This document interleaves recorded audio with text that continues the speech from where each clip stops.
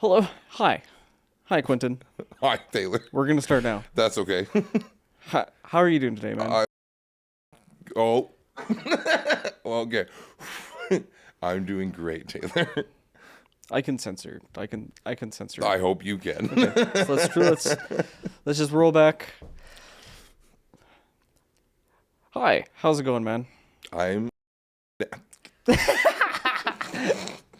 Well, welcome to Guts Creativity Action. Thank you for having me. Thank you for being here. I know you're an incredibly busy person. In fact, you're kind of booked in the middle of some stuff right now. Can I get you to introduce yourself? My name is Quinton Tutin. I'm owner, operator of Dark Ties. And I'm also somehow friends with you and those two strange cameramen. Sort of associates. You're friends with at least one of our cameramen. I don't think we should acknowledge them. They look weird. Well, yeah, you can't really do too much about that. He's telling me to unbutton my shirt. It's 90% covered. He's watching me. We're doing ASMR now. You gotta get really close into it for that. So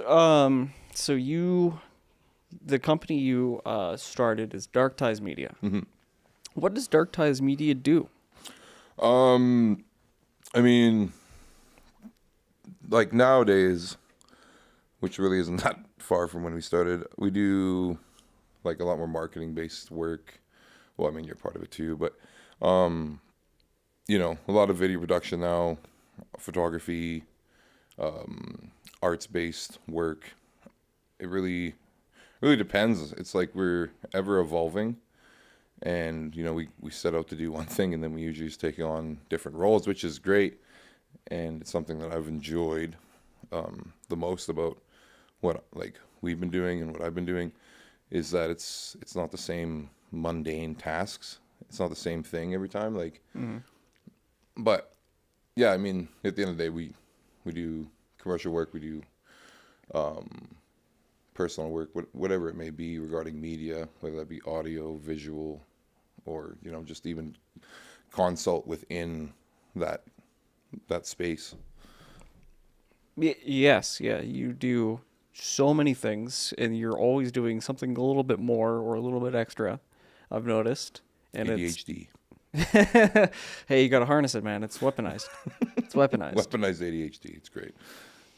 Yeah, when did you start Dark Ties Media? So like my who, what, where, when, how, and why am I still breathing? Well, it's so Dark Ties actually started. I guess that's what you want, the history of it.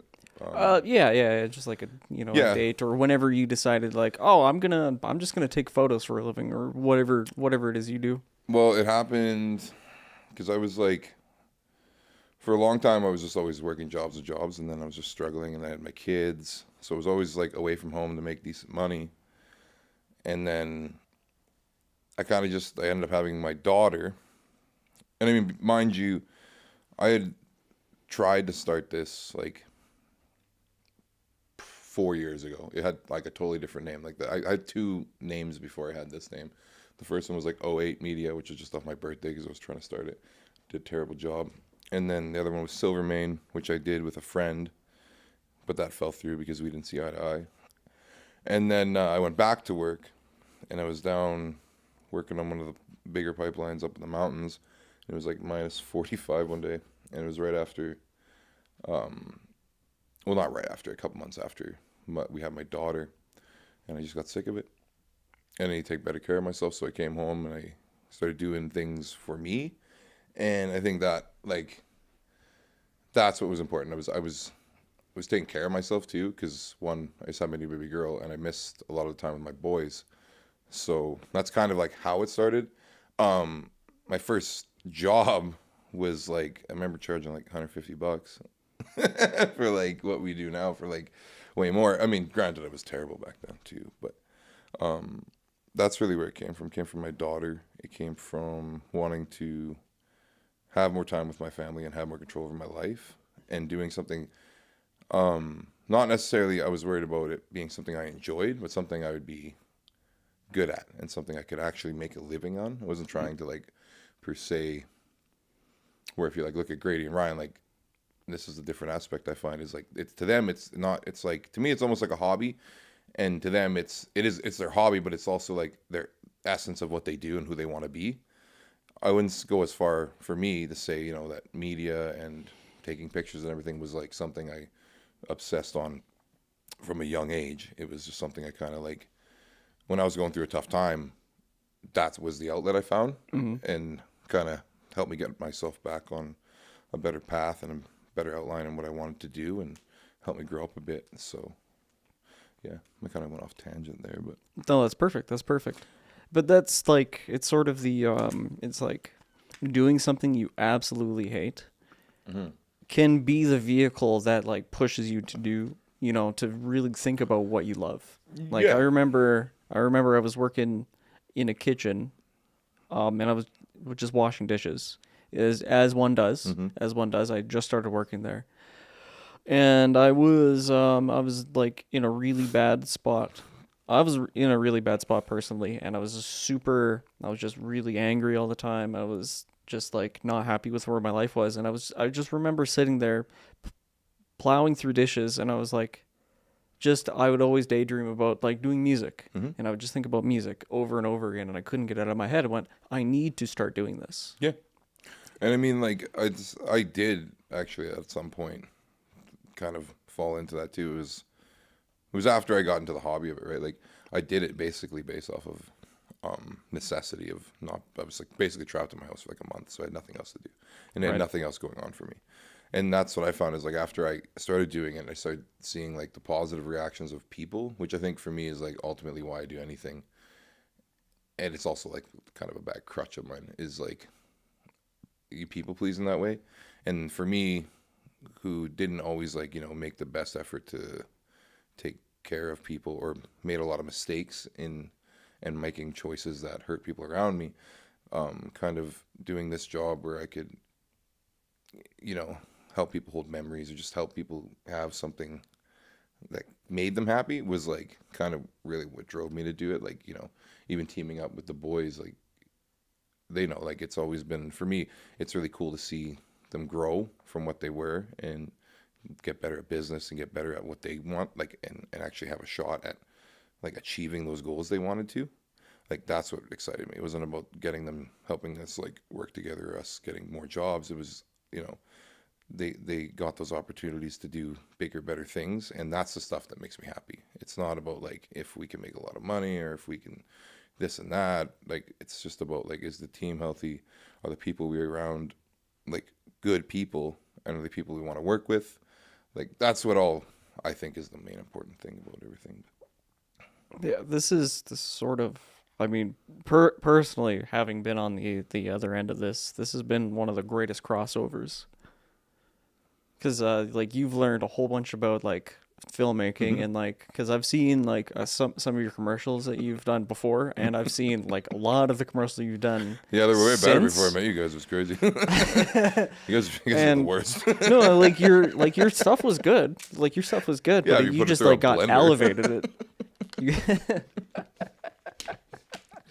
You, you're just your skill and the way that you cut things and the way that you like think about how you shoot it just like elevated to a whole other level, and it's just like really cool that there was just like almost like an immediate switch. I know, and that's like I don't know. I think what I had to learn too is like, well, learning from you guys was I do have a creative mind, and coming from my lifestyle and like where I was, that wouldn't have been something I like. It would have been like arts and everything for the long. I wouldn't have ever considered it wouldn't have considered it a job or a career path for me. Like it's not that I'm trying to say like, you know, artists aren't whatever, but for where I was in life, art was well, yeah, I guess art, media, anything like that. To me, I didn't understand it. I didn't think I could make a living doing it. I didn't think I could even have a crew of people around me that would be like-minded, especially up here, which again was also another driving force on why I wanted to start it, was because like there is media people here, but it's not the way I wanted media to be, I guess. And I think we've done a really good job between Dark Dies and even with you guys, Macwood and everything, that, you know, we've helped change the landscape a bit, I believe. I like to hope so and think. Maybe I'm being just egotistical, but whatever. It sort of does look like sometimes we'll put something out and then we'll see a competitor do something extremely similar. So maybe we are influencing. We are influencing the terrain, the scope. You mean like, right? And like I hope that's the aspect, because I mean, like, it's great to see other creatives too, like come out and take their foot in the field. I mean, stay away from my money pit, but but no, it's always good to work with people. I mean, I am definitely probably more of a standoffish person when it comes to working people, but again, that plays back to like my lifestyle and what I've done. But I'm still super open to collaborations. But I find that, like, especially when it comes to that, you need to make sure you're aligned with people. Like, there's a lot of stuff that me and Grady don't agree on, and there's like projects I wouldn't take me and Grady on because I know we would clash. Or same with you, or same with Ryan. I mean, Ryan's a little bit more of a free spirit gypsy back there, but yeah. But you know what I mean? Like, I think that's important too, is understanding your team, understanding who you're with and who you're growing with and like what you're doing, because sometimes the best person on your team may not complement the job. Like, it may make it worse than it. Just because they're the best doesn't mean they're the best for that situation. I've learned that. I've learned that sometimes I need to step away from the camera.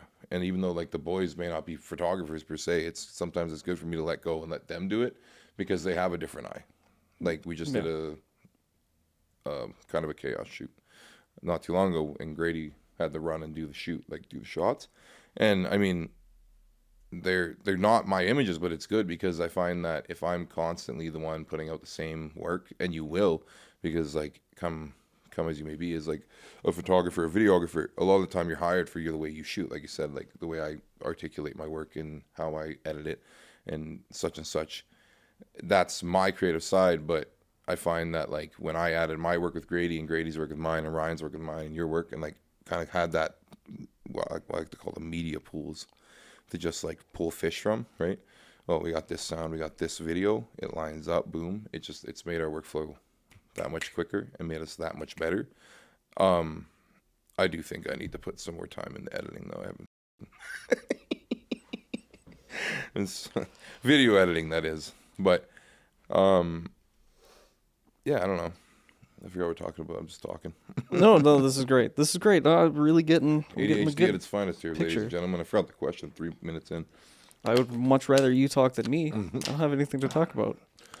It's a little too late for that. We'll be done by the time that would kick in. Where'd you get those?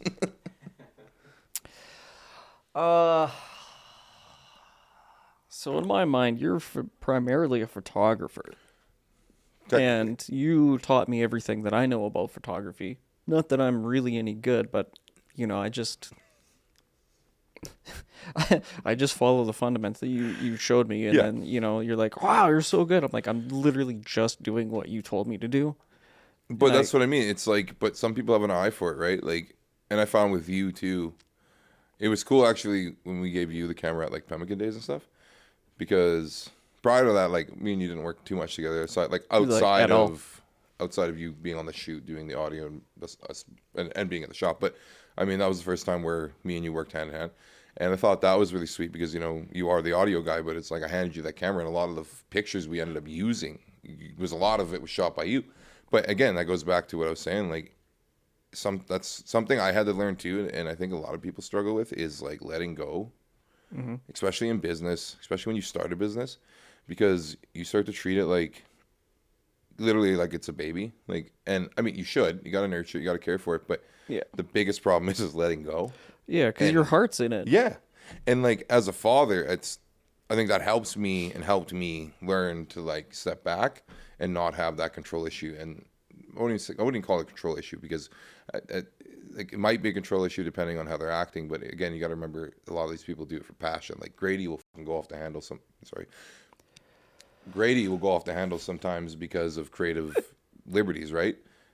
And even if he is wrong or right in the situation, like it's like, you know, you have to make a choice. But I forgot what I was talking about.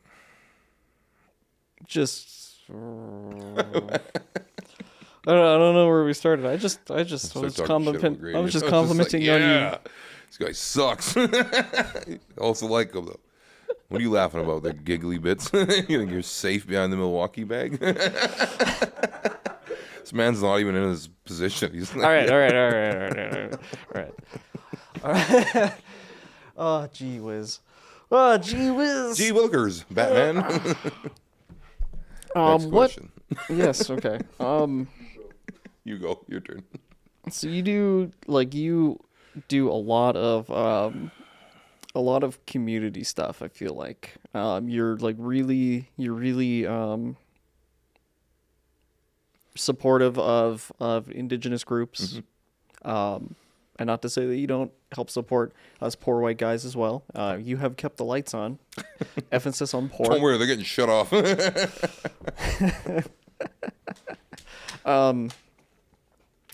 So what's that about? What makes you so passionate about like the community and like? Again, I shouldn't say this. It's about the passion. It is passion. It's not passion. And I don't mean that in a negative way. I found that working with the community, and like when I really started, it was the community that helped me get to where I was. So like the Nowkin played a big role in it too, right? Like they were one of the first places to give me a decently paying project. And honestly, it wasn't them giving me a decently paid project. It was me learning how to actually price myself in what I was doing and trying to achieve. And that and them doing that really helped open my eyes, and they were really supportive. And I had other people in the community that just let me take terrible pictures of them and call them family photos. Thank you. I'm sorry. But aside from that, like that's why I wanted to help community. It's like, you know, growing up, maybe I didn't look for it, but I didn't see a lot of community. I never really felt it in a lot of the time. Always felt like the black sheep, whatever, you know, typical kid stuff. But I wanted to be the angst. Yeah. But I think I wanted to, for me, it was like, you know, trying to be that driving force and change within the community, or just to help, I guess, remind us that we have a community. I don't know. I just wanted to see it change. So I just put my best foot forward, and I enjoy doing community work. I enjoy helping the people around Dawson. I'm born and raised here. I may not like it all the time, but it is home. It's where my family's grown up. It's where all my friends are from.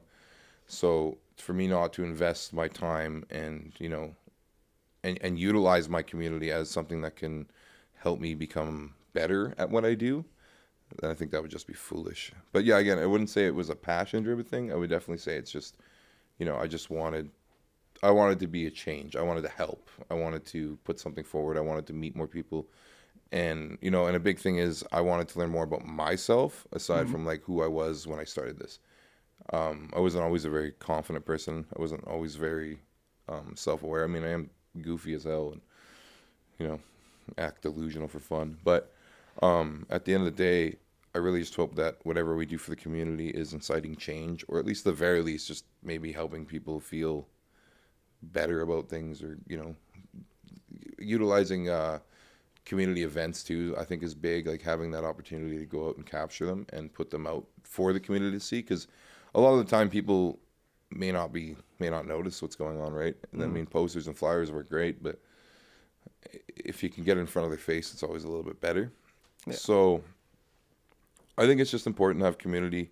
I think it's important for your business, especially if you're a small town business, because like, I mean, the community is what's going to, that's your client base. Yeah, it's going to make or break you. Yeah. And like, if you can't even have your own community backing you, like I feel like you're kind of already putting yourself up for failure, because I hope that we just leave like a lasting positive image is really what I'm hoping for. I mean, I'm obviously going to take some terrible photos along the way and do some bad videos like anyone else. And it's just a part of life. You know, trying not to, don't worry. But like, you know, things happen, and having that community behind you, you know, if you make a mistake or something like that, it's a lot less of a blunt force trauma to your head when you make that big bad video. But yeah, I think community is the most important thing you can do. It teaches you how to connect with people, it teaches you how to talk with people, it teaches you about people and the plethora of different lifestyles and different forms of life that there is. Some pleasant, some not at all. I think that in any situation about your community, you should do your best to understand who's in it, understand why people feel a negative way about this or a positive way about that. But yeah.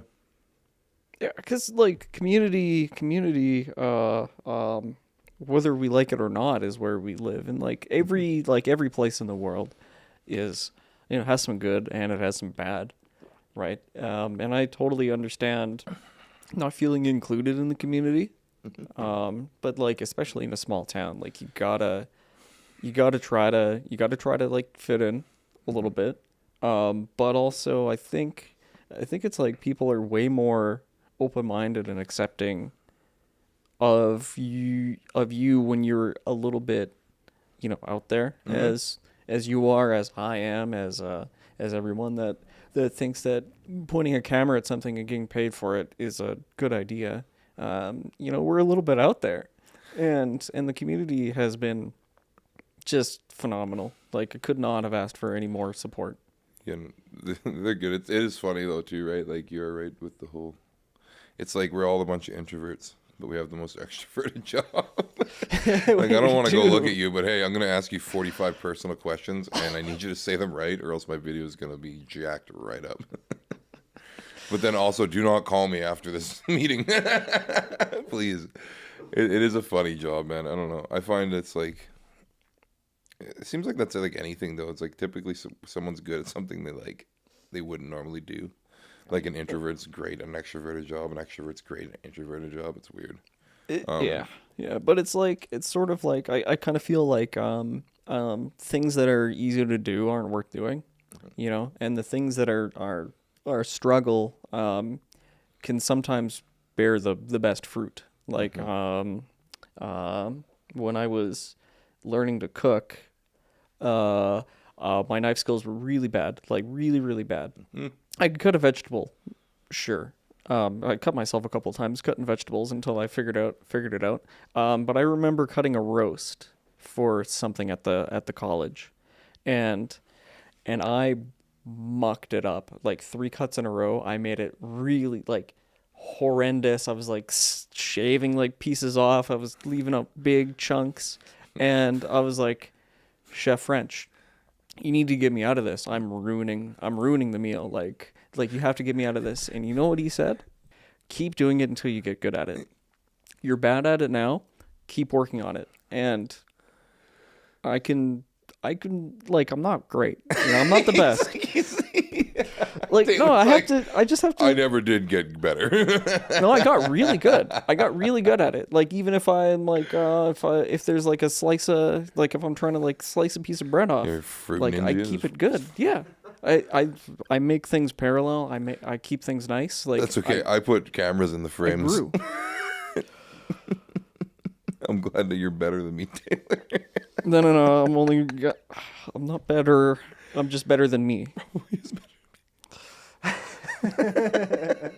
Well, I did kind of like set up where the cameras are. Bring out the roast. Oh, it's already started. But yeah, so like, that's kind of interesting that it's like we're all like incredibly extroverted people, and I would never think that you were an extrovert, but like I kind of you can kind of see the signs a little bit when you're thinking about it, but. You honestly, just exude confidence. But it's more fear. I mean, to be honest, like I said, like again, even the confidence thing, it's just I've learned that it's not confidence. It's just that like one of the things I do this is weird. So one of the things I've learned is like, before we get to weird manifestation, not so much, I'm not like ice cream.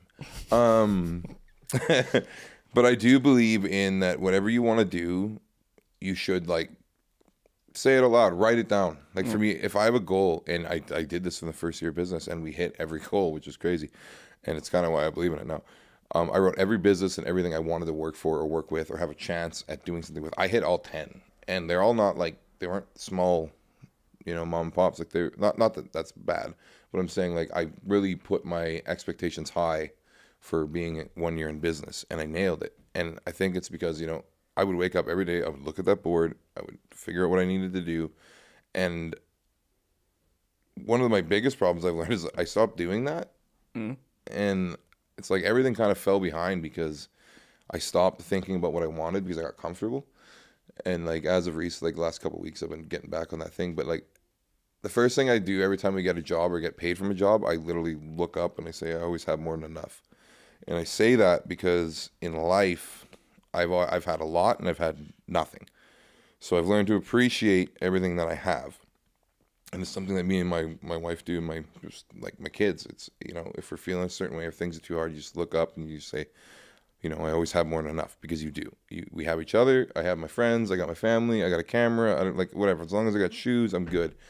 You know, you can be ungrateful. You can be whiny. You can have your fits, but just remember, you always have more than enough. Everything is there for you, and if you really want it, you need to put it out into the world.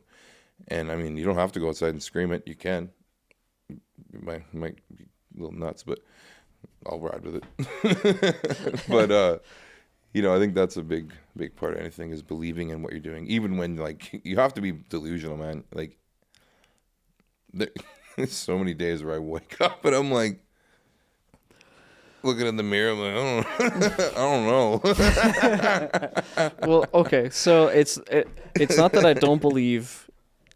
It's not that I don't believe in like what did you call it? Manifestation. It's just there's definitely something to it, but Yeah. it's also just setting goals. Like That's what I mean. Putting goals in that's front of what it yourself that is. you can like physically see, and you like on that, you know, you write it down, and then you like look at the words. You know, that's gonna subconsciously put it into your head that, oh, Yeah. I need to like do this step, and I need to do this step towards this. Yeah, and I think that's really what it means, honestly. Like that's what I've learned about. Like some people are like supernatural about it, and they're like fucking, or they're like, sorry, reroute, and they're like, and they sit there, and you're like, my Maserati didn't appear. And I'm like, that's crazy. It's like you had to do all those things you needed to do. Well, to yeah, get if you're there. gonna manifest it, you're gonna, It's just call the Maserati dealer or something, right? And that's what it is. That's all it really means, right? Is you just need to you need to pursue those goals, and you need to have them in place, or you won't get them. Like I told Lauren, like when I started that, like when I met you guys at the Fusion Fest, which is like where I first interacted with the boys before I even did so film. long ago. Yeah, Oh, before I my even did goodness. video and film. Before I knew how to properly structurize video work. I was just running and gunning and guessing, and I told Lauren, you know, I want to have a team. I want to have this. I want to work with people. I want to have, I want to look like a big business. I want to be a big business. And I mean, that's why we wear shirts. That's why I do what we do with like the shirts and everything, and keeping ourselves with name tags and media passes and whatever Yeah, we those do. media passes are sick. What a great idea. I think that's important too, because like, right, like again, it goes back to me. Like I want to own a skyscraper. Don't know where the hell I'm going to put that in Dawson, but like, is it realistic? Who knows? If I make a couple mil, it will be. And I'll probably put an eyesore in this town, so you're welcome. No, but like, you know, that's one of my biggest goals. Like that's like the epitome of my goals, is to be so large in my media business that we have like a skyscraper. Like it's that big. Like that's what we got to deal with. Like there's levels, and that's what I hope to achieve. It's also what I call my unrealistic goal, just because it's so far out. But I do honestly believe I can get there, and Long-term goal. Yeah, but honestly, like I not even long term. I said 5 years. But you know, like in 1 year, it's been insane growth, which I'm like, I'm grateful to everyone, and you know, people love our work, and that's really what makes it worth it. Because you know, when I first started this, I didn't think anyone was gonna like anything I did. I thought I was just gonna be another dude just filling a camera spot, and like some days we are, but a lot of our clients that we work with now, man, like all really good friends with me, and I appreciate every one of them. Like they always had our back. If we have mistakes, they help us. They don't just like tell us to piss off and we're not hiring again. They don't like, just rip the contract up and no, and that's say what I mean. lost. I mean, we shouldn't make mistakes, but if you got to make mistakes, you got to make mistakes, and it's just good to have those people behind you that believe in what you're doing and support you. Hi, I'm in the middle of the interview. Okay, are we not going now? Yeah, we're going over Thursday. Bye. I'm almost done. Okay. So you've really grown in the last like year, even. Because like from we're doing Fusion Fest wasn't a year ago. But from doing Fusion Fest, or was it a year ago? You've like Over now. Would be over a year because it was July, I think. Yeah, I mean, I guess we're over a year now. But yeah. Okay. So from just running and gunning, just by yourself doing Fusion Fest, you've added like a bunch of people onto your crew. As well as the Mac would, because we just sort of do everything. yeah, we just sub each other out when we can. And now you like, what was your like first couple of clients that you were working with, like the small ones? Family photos. Family photos. It was like, and a lot of it was like, like my sisters and not even my sisters actually. I don't remember who it was. My brother, just literally people we just knew. And I really thought it was funny. I had more confidence back then than I did now. I had more confidence at 150 a shoot than I do at $3,000 a day. I was like, I'm gonna kill it. I walk in and just butcher. I was like, dude, I look like a friggin' look like a bad game hunter, just shooting it with shotguns, just hunting chickens with slugs. Yeah, they're all like, how's that look? I'm like, it's great. I didn't even know what color banding was. Half the time, you know what I did? You want to know what I did? If you actually look at my big blown up pictures, you'll notice that all I did was pull colors out until I had the only colors I liked. You know what that does to a photo? It makes it gray. Yeah. So Good to know. Good to know. Don't worry. We all suck. So like Don't now use- you're working with like Soto First Nation. Yeah. Those are really good. Those are like those are really cool because one, like I get it, they're just good people. They are really good Every people. one of them is like when you dope. when you dragged us out you're out there to take photos. I was like, oh man, I'm really worried. Like one, I think I'm a fraud. I don't know what I'm doing. But everyone was just so like, people are. It was the hottest day of the year. People are offering me to buy me water and stuff. And I was like, I'm good. Pemmican Days was amazing. That was my first, and I mean that was my first gig with them too. Like, so you guys experienced the same thing to me. And you know what? The coolest thing is like, there's always a stigma and stereotype around nations, and something Soto's helped me with, and just not even Soto. Like we've worked for like Sickany and all the other ones too, but it's like some of these people. You come up with these bad ideas of what these places are, and like honestly, I'd rather be out there than 90% of the time, just because of like the way they have such a cohesive. I don't even know. It's just like an ecosystem over there. I mean, I still get that they have their old ways and they have their new ways, and there's turmoil, I'm sure, in there, like any nation, but the way they govern themselves, the way they, again, like put their goals. That's what I really enjoy about Soto. It's like, when they say they're going to do something, it's so far from what I've seen, they do it, and they do it fucking well. Yeah, they do it well. They really like they're very well organized. Like they're really keeping it together. Yeah, and they're people, man. Like, and they're so understanding, and like that's crazy. It's like in today's world, it's like they're so understanding in everything. That's what I mean.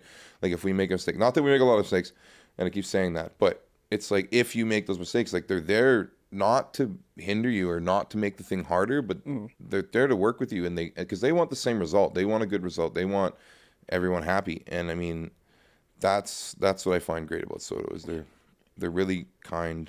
They're very supportive, and they throw some damn good events, man. Like they're fun. Every single one we've gone to, their new buildings, like the culture center there, just astonishing. The way it's built. I don't know who the hell did the roofing. It wouldn't be me. Nuts, man. Like, I don't even know. It's crazy. That's a whole beautiful building. It is. And it's like, that's what I really like seeing, especially on those nations, is like, that's personal growth. It's something that's sweet. Like watching them become their own and taking back what they want and doing what they can to not just better, you know, a certain amount of people, but the entirety of that nation. That's important, and that's a really good message that I like. And, you know, and they let us come out and handle all the events because they like the way we tell our stories and like the way we do things, which is like really all I want to do these days is tell good stories and show those good messages and take those stereotypes out of things like that. I don't know. I wouldn't say they're nearly as bad these days, but I definitely think they're still there, and I hope that we can be a large portion in like helping change those ideas and showing how beautiful these places can be and how beautiful the people are, man. Like, and just the way they want to do things and the way they want to grow their nation and just how much better like people can be and how much better they can take care of their people. Like it's so cool. I'd love to help. Yeah, we could. I'd love to continue to help crush those stereotypes because like, you know, they're not real. They're not realistic. Like almost everyone's a good person. Yeah, I mean, like, in whatever bad stuff happens. It just does. Like, I don't know what to say. Yeah. Like, it's just so life. I know you're harping a lot on like mistakes and stuff, but it's like, you know, you maybe like 1% of the stuff you do, maybe 3% is actually like an error, and like you don't want to. That's not something you want to put facing forward, but like at the same time, you're like even if you're doing 97% accuracy, which is like way better, like if, you know, if a baseball player had 97% accuracy, they'd be the greatest in the world. It's just you're hyper focused on that because you're like really trying to improve and you're always trying to do better and you're always trying to one up yourself. So that like I totally understand why you'd be so thinking about that the whole time. Yeah, and that's what I mean. Like when it comes to being a business owner, that's what I obsess on is the couple mistakes that I do make, and that's why I keep bringing them up. Is because out of all the things I'm proud of my business, like it doesn't matter if I do have a bad print, it'll bug me. But again, you got to learn to let go, and ultimately, I think the mistakes are what's going to make you. It's going to make you a better person. It's going to make you a better writer, director, photographer, anything, even if you may feel like hell in the moment. But that's the big gist of that, I think. So really quickly, I'd like to go over like the gear that you use. Let's start with the software that you edit with. Software is typical. I'm a gypsy. I will use a bunch of stuff, mainly Lightroom, Capture One, whatever, all sorts of stuff. It doesn't really matter. Like anything on, it's just typically what I find ends up happening now with like everything advancing is I'll use a couple things. If I'm really trying to like get down to the nitty gritty and like edit the hell out of something, it'll go through like Photoshop, Lightroom, Luminaire, Neo, and then I might take it into something else. That's if I want to go and make something extravagant and blow it out of the water. But okay, I mean, aside from that, video stuff, it's the same thing. I use DaVinci. You guys typically use Premiere. And I like DaVinci. I like both. I do both. I like both for separate reasons. Grady scowls because it's Grady. Well, because like there is a steep learning curve. Yes, there's a between those two. There is a lot of overlap. But there's also a lot of really different things you cannot do on the opposite. Yeah, it's just a different formula, right? Like it all gets you the same product, but just how does it get you there? Yeah, and I mean that kind of depends on your workflow and how you want to work it. I find that typically, if Grady's not helping me, I won't even touch Premiere. I won't, just because I'm more confident with DaVinci. I am good with Premiere now, but I find that it likes to crash and cause me problems, and then I'm a fit kind of person. So if that does that, I'm just gonna walk away. DaVinci, no, it does have its problems, but I mean, it's more frustrating to try and get through it, and it takes me longer because I like the key binds and all this other crap are not like as friendly, I would say, as Adobe, but. They're a little weird. Yeah, I mean, and like DaVinci, you're supposed to get you can get like a DaVinci keyboard, which like makes everything a million times easier. But it's like $1,000, which I'm probably gonna get it anyways because I like to be lazy when it comes to editing. If I have a button, that'll be great. Okay, what kind of cameras? What camera did you start with? Polaroid, yes. Makes the prints pretty easy, but only one. We use Sony's. Photography wise, I don't like now, like into anything less than an A7 IV we wouldn't use. Right. I So what's want your goal camera? my goal Hasselblads. I like Hassels. I mean, that's just like I think it's just an ego thing. I mean, they are actually massively good, but honestly, a Sony A9 III right now would be good just because of the global shutter. And I mean, for workflow and what we do, that would be a perfect world. But I mean, for fun, Hasselblad, if I had 20 grand and wanted to throw it at a wall and then sit there and go, haha, posh. Don't touch the camera though. No, I mean, I hope we get the Hasselblad because then we can do medium format work and a bunch of other stuff. But for now, I don't have those kind of gigs at the moment.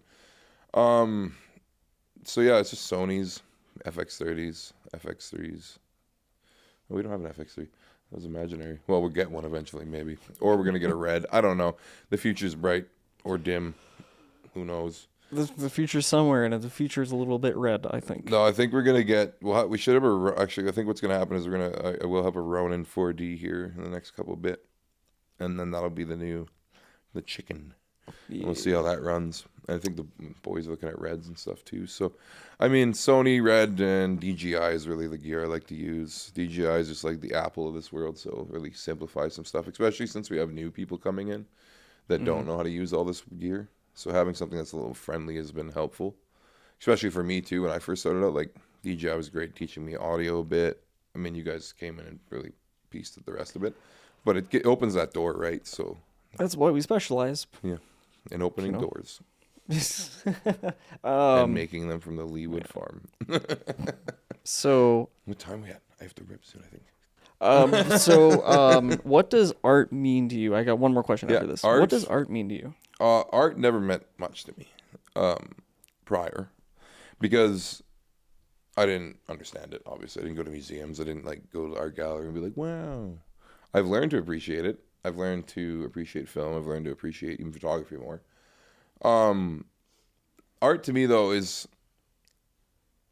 I don't think it's like everything. I don't think you can take a picture and call it art. Okay. I don't think because you take a picture and you like use Photoshop and make it look all squiggly, that's art. I think if you're going to call it art, you should try to convey emotion. There should be something driving force. I should feel something. That's what's important to me about art, is that I feel something. That's what makes it feel real to me. Now, do you have to? I don't know. No. Art again comes down to being a perception thing. I've learned to really appreciate it. I've covered a few art events, and watching the artists appreciate their work too, I think that's important. Like Haley Bassett's one of my favorite people to in the art community. She taught me a lot about art and really like showed me what they do, and I think that's cool. Like she just did her masks, which were some of the cooler things I've ever seen. Beaded masks. I don't know if you haven't looked it up. Look, Haley Bassett. She's really cool. She has a couple galleries and stuff. But I think it's important. I think that if you're gonna do art and you're gonna call it art, you make sure you're putting an emotion. You're putting something there for someone to get. And I mean, you don't have to, but I think like if you want other people to appreciate it. Well, that's what it means to you. It's right. Like to me, it's just like if it's art, I can feel something. You can tell that whoever painted it, or whoever wrote it, or whoever shot it, whoever did put effort into it, put their heart and soul into it. That's what's important to me. Like you can always, for me, I think I can always tell. But again, who knows? It's just a perception thing. Okay. So, last question. Then I'll let you go because I know you're really busy and I'm literally holding you up as we speak. He has at gunpoint. What would you tell yourself or someone else that is starting out here? What advice? Run as far as you can. No, I'm kidding. I think that if you're gonna start anything, like are you talking about business or art or just in general? Business, art. I think if you're gonna start anything, and this goes for me. There was a company that owns a shoe that says along the lines of doing it. You need to do that.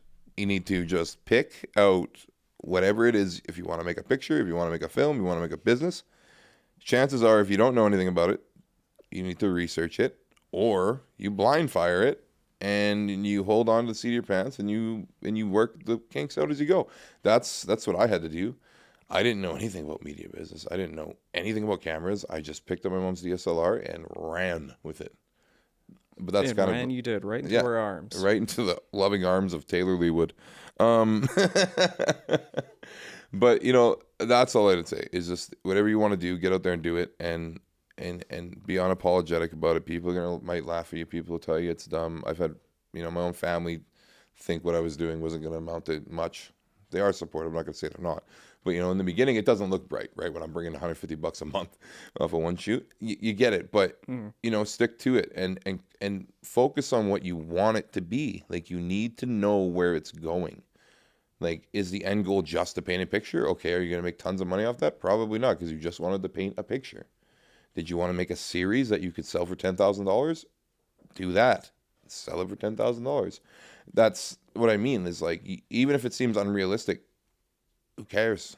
You have to be delusional. You have to be manic. You have to be a little bit twisted in your thinking of what you want in order to get what you want.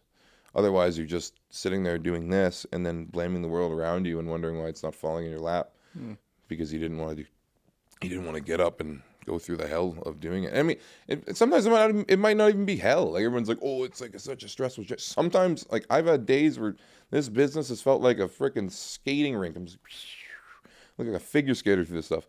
Other days, it looks like I'm trying to figure skate down a mountain on rocks. Yeah. Well, yeah, like even like Pemmican Days. That was mounted 3 with days. rocks. Pemmican Days was 3 days of literally just running around in the heat, and that felt effortless. And it felt great, and it was, and at the same time, I was stressed to the nines. It was my first bigger gig, and I didn't really anticipate how big that was.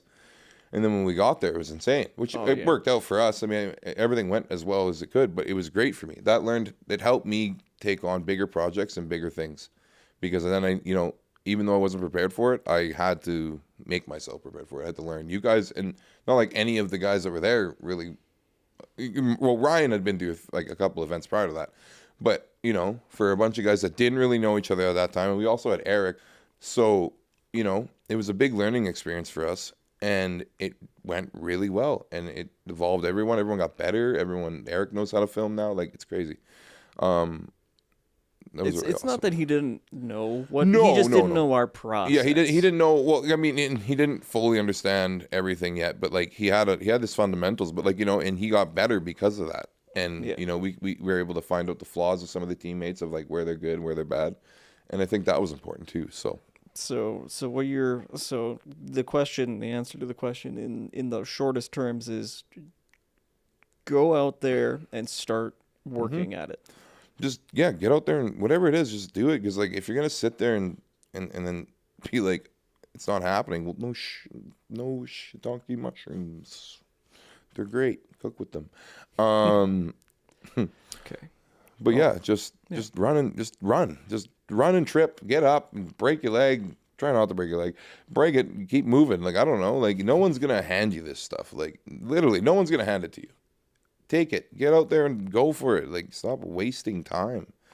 What are you going to do? Wait till you're 30 like me and be like, oh, I'm going to start a business. I wish I would have started this when I was 20. I'd be probably in the Bahamas, hopefully. Otherwise, well, I'm probably quit this business and started something else. Probably woodwork. With the Leewood Farms. Get your local wood. Well, thank you very much for your time, sir. I think that's about all that I can possibly hold you for. All good. I can Who has my see you check? chomping at the bit. Just look at the main cam here and wave.